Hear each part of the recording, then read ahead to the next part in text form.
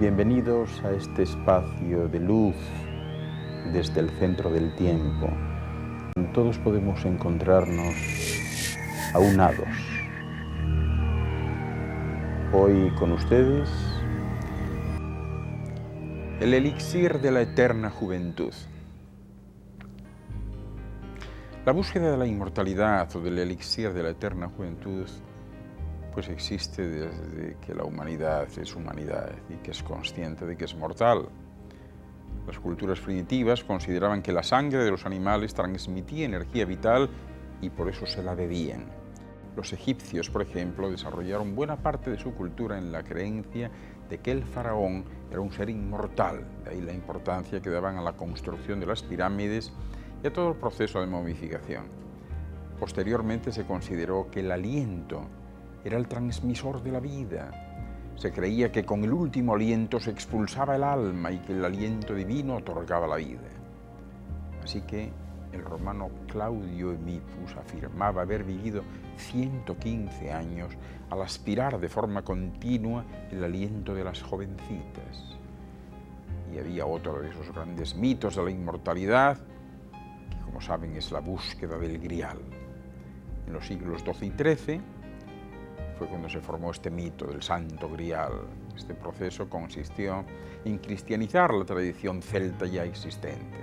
Y el primero que escribió una historia sobre la búsqueda del Grial fue Chrétien de Troyes, ¿no? Aunque quedó incompleta porque el hombre se murió antes de tiempo, ¿verdad?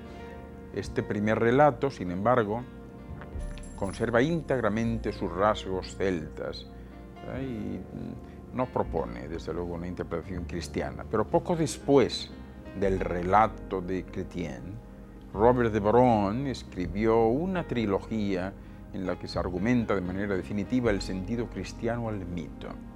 Esta historia transcurre en tiempos de José de Arimatea y el Grial, que es el vaso en el que se recogió teóricamente la sangre de Cristo.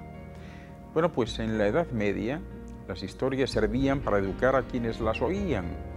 Así que no es de extrañar que uno de los motivos de las cruzadas fuese hallar el famoso Santo Grial, que según decían confería la inmortalidad o curaba a quien bebía de él.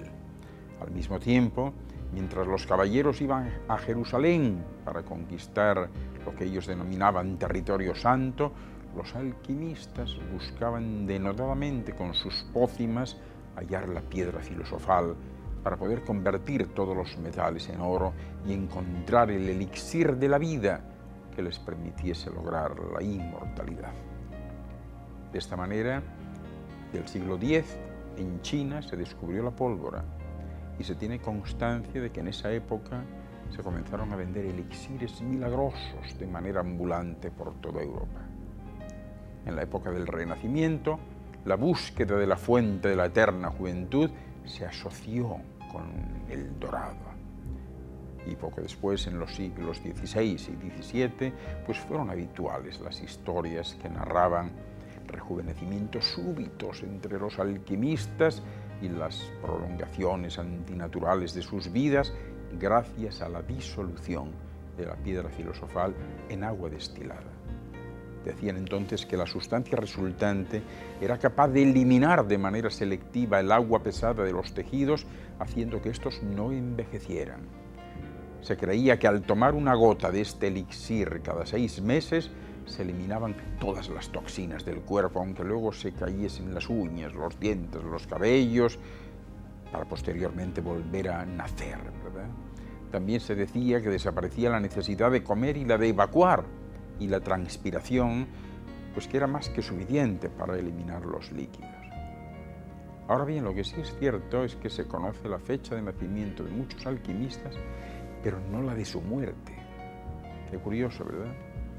A medida que el tiempo iba pasando, se hacía evidente que los métodos que se probaban para conseguir el elixir de la eterna juventud fracasaban uno tras otro y los sistemas cada vez se hacían como más pintorescos o incluso pues más extravagantes.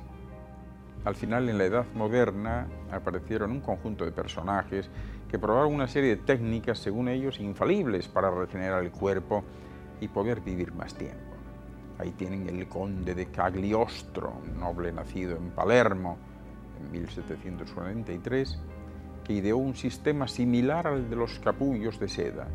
La persona que quería regenerarse debía desnudarse, tumbarse en una cama, envolverse en una manta y durante un mes alimentarse solamente de caldo de pollo. Cagliostro afirmaba que pasados unos días el individuo perdería el pelo y los dientes hasta debilitarse al máximo, pero a partir de ahí comenzaría un proceso regenerativo que le devolvería los dientes, el pelo y la juventud.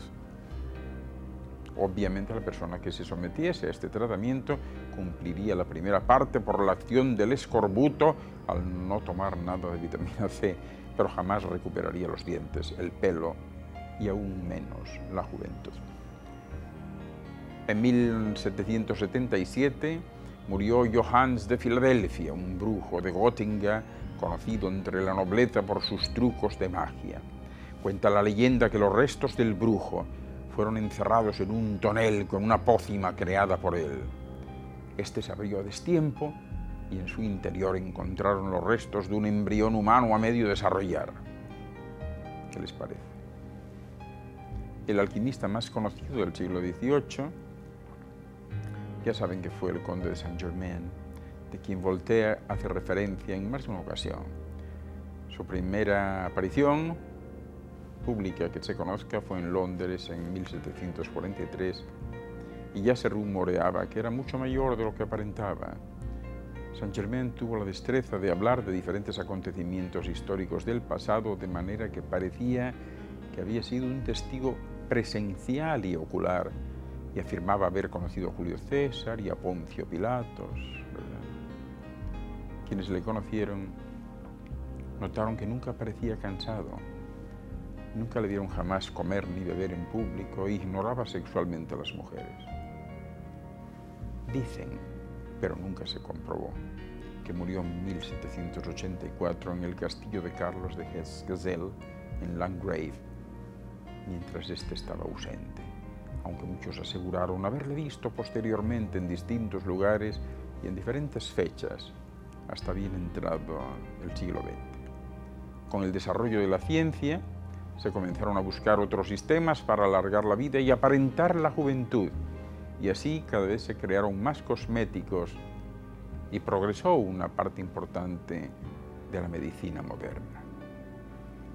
Y hasta el día de hoy, que se sigue buscando la forma de extender la vida.